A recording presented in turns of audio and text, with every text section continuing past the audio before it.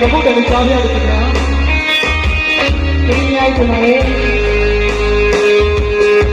အပင်တော်တွေကိုကိုယ်နဲ့အချမ်းနဲ့လောကလာပြာပြောချင်တဲ့စာကူမတော်လေးရပြောတော့ကူတာ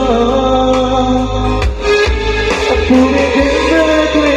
ရတော့တော့လုံးပိုင်လူရှေ့တော့ဘုရားမဆူလက်ပြေအတော်နာမည်ကြီးကြပါတယ်ချက်သူပြေရော